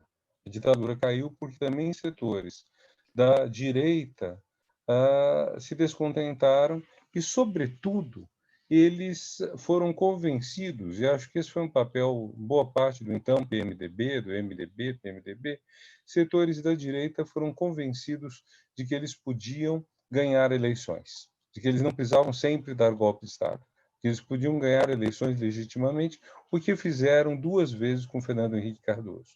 É muito triste, Carolina, quando a gente pensa nas eleições democráticas no Brasil, de 1945 para cá, o lado direitista só ganhou com outsiders, e 3 dos 4 que elegeu eram pessoas quase... Está ouvindo? Me ouvindo? Está um pouco ruim a recepção aqui, Renato. Eu acho que talvez você esteja movimentando o microfone. Tem um microfone externo ou não? Não, não tem. Agora ficou melhor nessa distância. Tá bom. Então, se a gente pega quem se elegeu pela direita no Brasil, Todas as eleições brasileiras tiveram uma disputa entre alguém que estava à direita e alguém que estava à esquerda. Não estou dizendo alguém de esquerda. O general Dutra, em 45, não era um homem de esquerda, mas ele estava à esquerda de Eduardo Gomes e ganhou a eleição. A direita só ganhou com outsiders. E 3 dos 4 vitoriosos de direita eram pessoas, vamos dizer, desequilibradas.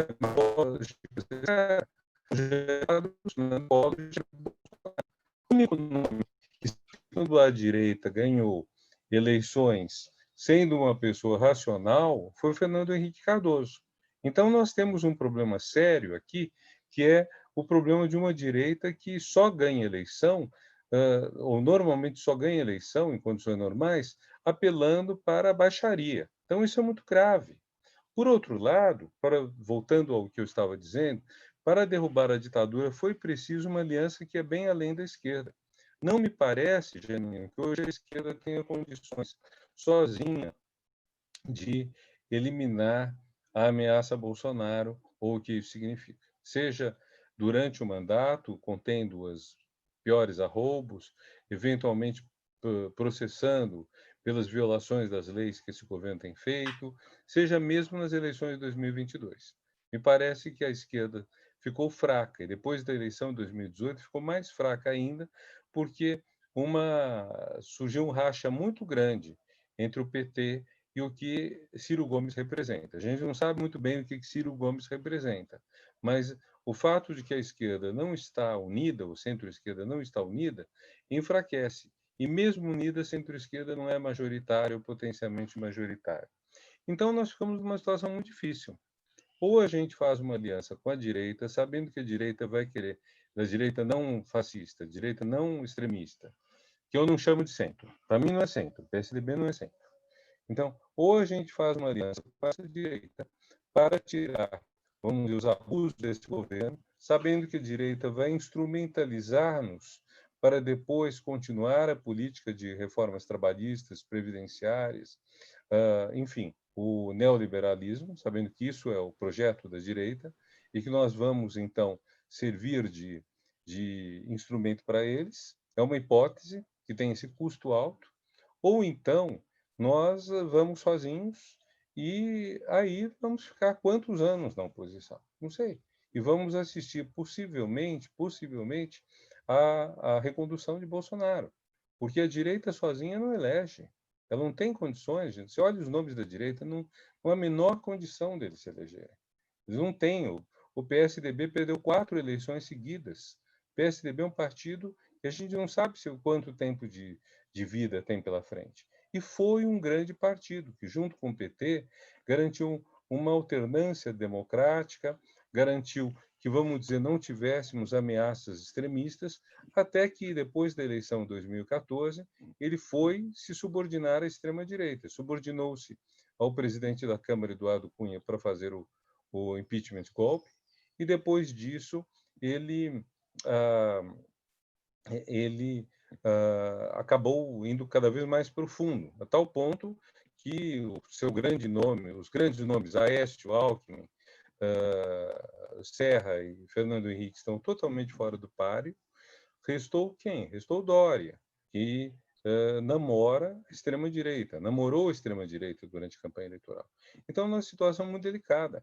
Talvez o que se pudesse tentar é uma solução um pouco intermediária, que fosse de alianças contra a extrema-direita, mas, ao mesmo tempo, com a esquerda marcando sempre o seu diferencial específico, dizendo, estamos aliados para fazer passar tal lei, como, por exemplo, o Fundeb, foi aprovado, estamos aliados para impedir tal abuso, nas eleições desse ano podemos nos aliar no segundo turno, mas marcando sempre a nossa característica própria. E nós estamos com um problema que eu acabo de saber, as 3 emissoras de televisão ligadas ao governo Bolsonaro acabam de decidir que não vão fazer debate dos candidatos. Então, Record, SBT e qual a terceira? CNN, não vão fazer debate candidato. Então, resta apenas, acho que a Rede TV, para fazer debate no primeiro turno. Quem viu os debates pode ter notado, por exemplo, da minha percepção, no debate em São Paulo foi tanto Celso Russomano quanto Bruno Covas, que são os favoritos para o segundo turno, que mostraram muitas falhas. Agora, se eles são poupados dessas falhas, então a eleição vai ser, de novo, uma eleição meio fraudada. Quer dizer, não vai ser uma eleição democrática. E então nós temos toda a dinâmica política democrática que surge durante uma campanha fica vitimada. Então nós estamos numa situação muito delicada. Agora, é isso que eu vejo. Quer dizer, se a gente se a gente fica sozinho, o risco que é exatamente a negação da política do Lula. Lula fez uma política sempre de ampliação de alianças para conseguir avanços sociais reais. Se nós ficarmos sozinhos, é uma situação talvez demore muito para voltar à democracia, quanto mais voltar uma hegemonia popular na política brasileira. Se nós nos unirmos, corremos o risco de ser instrumentalizados, de ser utilizados e depois, enfim, servirmos a uma política que não nos interessa. Esse é o assunto, esse acho que é o grande impasse que a gente deveria discutir mais a fundo. Muito obrigado a todos, aliás, pela pergunta. Obrigado também a Salete, ao Trevas, pelas colocações que vocês fizeram. Obrigado, Giannini. Eu vou ter que sair, eu vou ouvir a Carolina, depois vou ter que sair. Então, já agradeço e me despeço com antemão, mas vou ficar o máximo que possa. Carolina, por favor. Antes de passar a palavra à Carolina, então, eu queria novamente agradecer a presença do Renato Giannini, dizer que nós fomos super felizes, todos nós, das entidades que organizaram, em tê-lo convidado para encerrar esses nossos encontros. Quer dizer, foi um encerramento realmente maravilhoso, com a sua exposição e com esses esclarecimentos que fez, tá bom? Quer dizer, um prazer enorme, tá bom, Renato? Carolina, Obrigado. por favor. Bueno, yo me sumo también a los agradecimientos, que ha sido un placer, un honor tener este espacio junto con usted, profesor, y con todos los que están participando. Trataré de hacer algunos comentarios sobre las intervenciones que hubo. En Chile hay sectores de mucho poder que están en una posición de obstrucción y de negativa ante el proceso constitucional que se abre. Sin embargo, en el momento de la crisis de octubre y en el mes de noviembre, cuando este acuerdo por el cambio constitucional se alcanzó, en ese instante estuvieron dispuestos a firmar este acuerdo todos los partidos políticos con representación en el Parlamento por el lado de la derecha. Hasta la derecha más dura firmó este acuerdo. En un contexto de gran inestabilidad, en un contexto en que ellos estaban en el gobierno y el gobierno no tenía la capacidad de enfrentar esta crisis social, estuvieron dispuestos a suscribir un proceso por el cual renunciaban a la Constitución del 1980, que para ellos es como el seguro de vida, de que su proyecto político va a estar siempre vigente, gane quien gane las elecciones.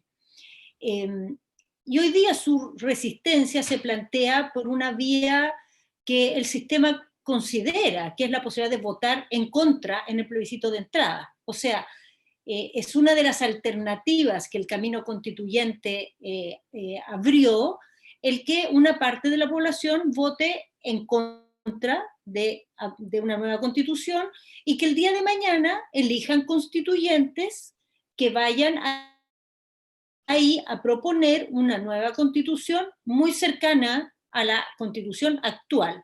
Desde ese punto de vista, esa resistencia, ese grupo, digamos, que se opone a este proceso, está ejerciendo su rol dentro de las reglas del juego.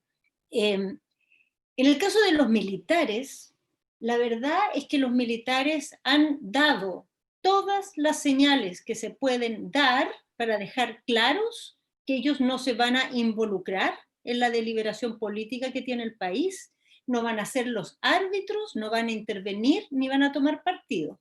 A tal punto que cuando empezó este conflicto, en las primeras horas, cuando el presidente Piñera intervino por primera vez, su mensaje fue para poner estado de emergencia en Chile, un régimen constitucional excepcional que permite limitar las libertades individuales, permite implantar toque de queda, permite que tome el control de la seguridad pública el ejército, y en esa intervención él declaró que Chile estaba en guerra contra una cantidad de fuerzas que querían destruir el país, que querían dividir a los chilenos, que querían sobrepasar la institucionalidad.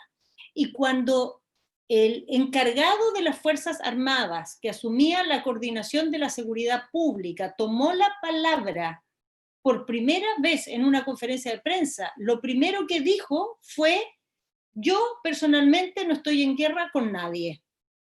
El presidente dijo: ¿estamos en guerra? El jefe militar dijo: yo por lo menos no estoy en guerra. Tenemos aquí una tarea que nos ha encomendado el gobierno, que la vamos a cumplir de acuerdo a lo que la Constitución nos dice, y no se movió de ese argumento en ningún minuto. Me atrevería a decir que los mayores conflictos que ha habido en todo este proceso de gran movilización ha sido especialmente con las fuerzas policiales, más que con el ejército, por la forma que han ejercido su rol de control del orden público, donde se han producido violaciones a los derechos humanos, acciones abusivas y mucha incompetencia policial, es decir, una acción policial que ha pasado a llevar derechos y al mismo tiempo no ha sido efectiva desde el punto de vista de evitar los desbordes o las acciones violentas o delictuales que puedan haberse producido. Entonces, no veo en Chile una posibilidad de que sean los militares los que terminen, digamos, dirimiendo estas diferencias o terminen sobrepasando la institucionalidad. Y creo que por ahora no hay ningún espacio para ningún sector político para salirse de este camino que nos hemos dado. Lo que sucede es que si este camino defrauda a la población y se sigue manteniendo una sensación de una institucionalidad que no representa y que no es legítima, Chile va a entrar en una situación crónica muy compleja que puede llevar en una dirección que no podemos hoy día anticipar. Pero la verdad es que eso es jugar a ser realmente elucubrar de situaciones que todavía no han pasado. Lo que hoy tenemos es en medio de un momento de crisis de representación, de deslegitimidad de todas las instituciones y particularmente del poder político. Tenemos un camino para reconstruir nuestra institucionalidad que cuenta con amplia aprobación ciudadana y amplio interés de participar en él. Esperemos que sea así. Si la participación es baja, por cierto, todo va a ser mucho más difícil. Ojalá que sea muy alta. Sobre esta mirada de si lo que tenemos que hacer es romper con el sistema y radicalizar, diría varias cosas. Primero, que yo comparto que hay cambios sociales más profundos que los gobiernos de izquierda no hicieron en las décadas pasadas, y sobre todo cambios al régimen político que no se les dio importancia. Creo que con el tiempo hemos ido comprobando que lo que le da sostenibilidad en las sociedades a formas de organizarse que sean más protectoras de las mayorías, que aseguren derechos sociales, que contrarresten la desigualdad, es especialmente el tener sistemas políticos que son inclusivos, que entregan poder a las personas y que de alguna manera contrapesan esos enormes poderes oligárquicos que hay en todas nuestras sociedades. Y mientras fuimos gobierno, tuvimos mayoría y tuvimos fuerza, no pusimos suficiente énfasis en eso. Y en el ámbito social, donde sí hubo muchos logros, lamentablemente muchos de esos logros fueron producto de que el Estado tenía mucho dinero por una época de auge económico, pero no porque hiciéramos cambios significativos en el ordenamiento social. Fue una época de abundancia de recursos y esos recursos se distribuyeron de una forma que fue en favor de quienes menos tenían. Pero en la medida que vacas gordas, decimos en Chile, ¿no? No sé si existe, si en portugués hay algo parecido, ¿no? Si esas épocas de auge económico pasaban, el poder de estas políticas redistributivas se restringía enormemente, y su impacto también. Y creo que en ese aspecto yo comparto la posición de que nuestros gobiernos dejaron pasar la oportunidad de hacer cambios más sustantivos en lo social y sobre todo aplicar reformas en el ámbito político, que es lo que da más sostenibilidad en el tiempo a la posibilidad de que la sociedad vaya en un camino de más justicia. Yo no comparto que lo que debamos hacer es romper el sistema en el sentido de sobrepasar la institucionalidad.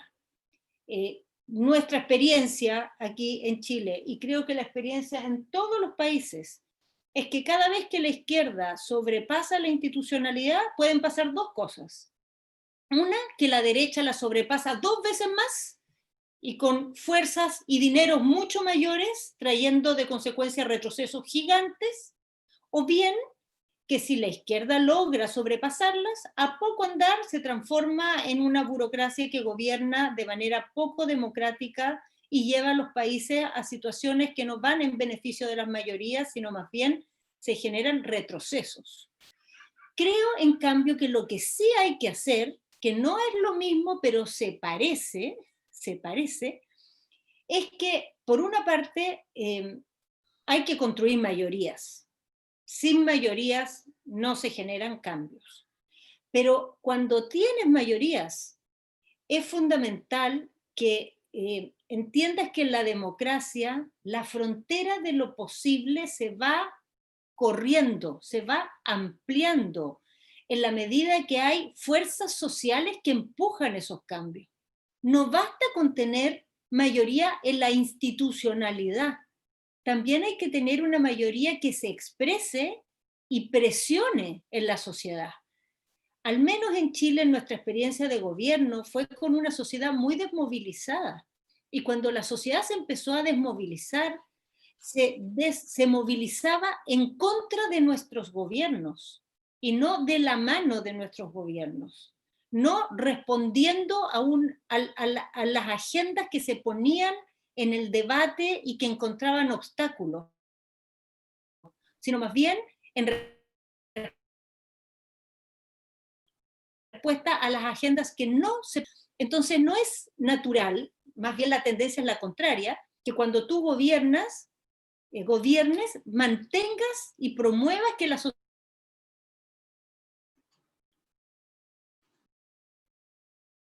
sociedad esté movilizada. Pero hay que hacer, se vuelven gobiernos de administración, que hacen políticas públicas y generan cambios dentro de la cancha que está establecida. Pero todos sabemos que si uno quiere cambios significativos en la sociedad, hay que ir ampliando esa cancha, y eso requiere una sociedad activa.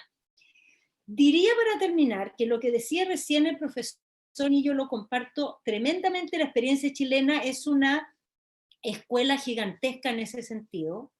Cuando tienes al frente un gran poder que es una amenaza, como puede ser la ultraderecha conservadora o la derecha pinochetista, como era a inicios de los 90 en Chile, tienes que construir un acuerdo muy amplio para derrotarla, y en ese acuerdo converges con fuerzas que no son todas igual de progresistas, no todas comparten las mismas definiciones programáticas, solamente tienes esta idea general de defensa de la democracia, de defensa de los derechos humanos, y muchas veces eso puede desdibujar a la izquierda.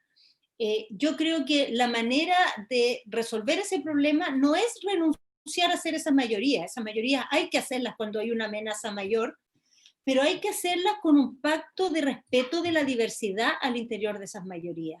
No hay que hacerlas escondiendo la cabeza, escondiendo las diferencias, transformándolas en un peligro para la unidad, porque precisamente esas mayorías funcionan y son convocantes porque logran agrupar a sectores muy diversos, y en la medida que se siga manifestando lo diversos que son, van a seguir siendo mayoría.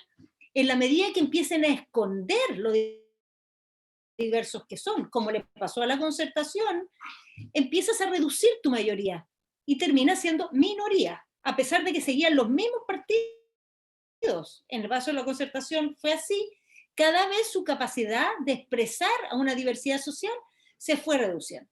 Último tema, que yo creo que es en realidad el tema fundamental.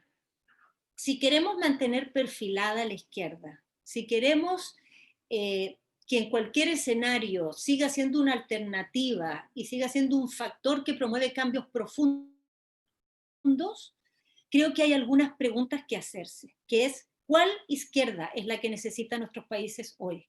Los proyectos clásicos más europeos socialdemócratas, los proyectos más de izquierda radical, tradicional, de familia comunista, los proyectos del socialismo del Chile del siglo XXI, todos esos proyectos hoy día tienen bases muy debilitadas, tienen problemas enormes para expresarse como fuerzas actuales con respuesta a los desafíos de hoy. Todas han tenido experiencias históricas con muchas dificultades en los últimos años.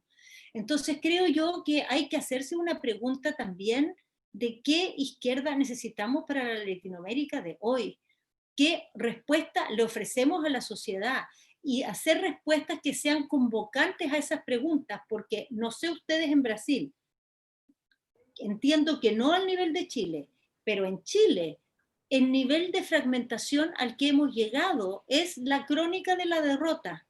Tenemos hoy día en Chile aproximadamente 15 partidos de izquierda, ninguno hegemónico, ninguno que pase al 10%, no hay ninguna posibilidad de construir un proyecto de sociedad con eso, ninguna posibilidad. Entonces, creo que esta es una etapa en que es muy, muy importante tener esa discusión. Si no, no vamos a construir mayoría, si no, no vamos a construir hegemonía dentro de una alianza más amplia y no vamos a hacer alternativa para la sociedad. Sin eso, sinceramente, no es lo que podemos proyectar hacia el futuro siempre va a ser muy limitado, siempre va a ser muy frágil, siempre vamos a depender de muchas contingencias. Eso es algo fundamental en esta época. Pensar un proyecto de izquierda para nuestra región a partir de lo que hemos aprendido de las experiencias de gobierno de los últimos 20 años y a partir de las sociedades que tenemos hoy, que son muy distintas a las que teníamos 20 años atrás. Muchas gracias, Carolina. Penso que é próximo de terminar, né, o nosso seminário. Me gostaria dizer que o mais importante que penso que disseste é la provocación, la propuesta por la utilización de la imaginación política, imaginación jurídica, para nuevas instituciones y sobre todo para construir una nueva mayoría, que sea representativa, que tenga legitimidad, por respeitar las diversidades. Pienso que esto es muy importante. Y pienso que un otro aspecto también muy importante es que nos situemos como región y que esté siempre que tomemos en cuenta siempre la relación entre nuestros países, la política interna y los movimientos internacionales, ¿no? Porque hoy habíamos, por ejemplo, la cuestión cultural de las nuevas influencias de China, por ejemplo. Habemos las expresiones que provienen de nuevos países, por ejemplo, los países africanos, cuya declaración de derechos trae novedades fundamentales, como los derechos de los pueblos junto a los derechos individuales y sociales. Y también la cuestión fundamental que es la cuestión ambiental y una nueva visión de la orden de la política determinada por el medio ambiente, ¿no? Y bueno, yo había muchas cuestiones a presentar, pero es lamentablemente hora de terminar.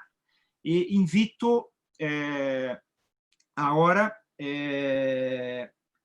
agradecendo a nossas entidades colaboradoras,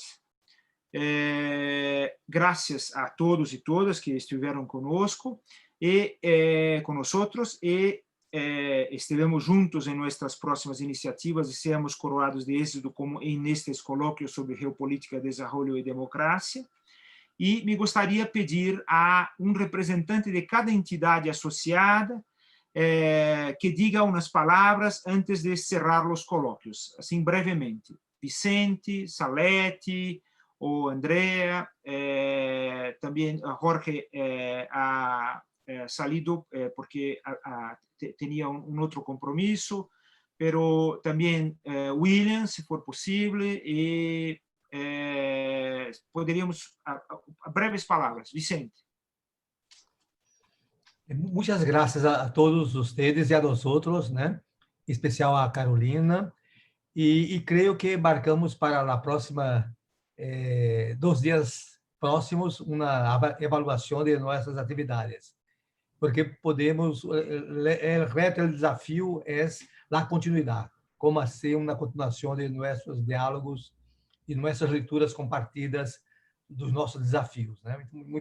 Muito obrigado a todos, muito obrigado. Salete, Bom, novamente, né, obrigada a todos e a todas, aos parceiros, mas também a quem contribuiu em todos esses colóquios que nós organizamos, né, a quem dos parceiros teve mais trabalho para organizar cada um deles, foram extremamente importantes, tanto do ponto de vista dos palestrantes, quanto do ponto de vista da participação das pessoas que chegaram até aqui nesses colóquios. Agradecer novamente a Carolina, muito obrigada pela parceria, nosso país irmão, e eu queria hoje agradecer também, já coloquei no chat, mas vou fazer um agradecimento, que está aqui o Ayrton Fausto, que foi durante muitos anos diretor da Flaxo Brasil, né? E quem trouxe a Flaxo durante muitos anos aí conhece muito bem o caminho e a dificuldade que é a gente sobreviver, né? Num país desse, especialmente num momento como esse. Então, seguimos juntos e juntas. Espero que, Carolina, a gente continue contando contigo aí para os próximos passos do nosso grupo. Obrigado, Salete. William talvez tenha tido que sair também, talvez por compromisso, não sei. Então, encerrando então o nosso encontro, mais uma vez um afetuoso agradecimento a Carolina Toá e a Renato Giannini, que também teve que sair um pouco mais cedo, e continuamos juntos, não é isso? Continuamos juntos na luta pela democracia, na luta pela democracia em nossos países e no mundo, tá bom? Muito obrigado a todas e todos e até breve. Adeus.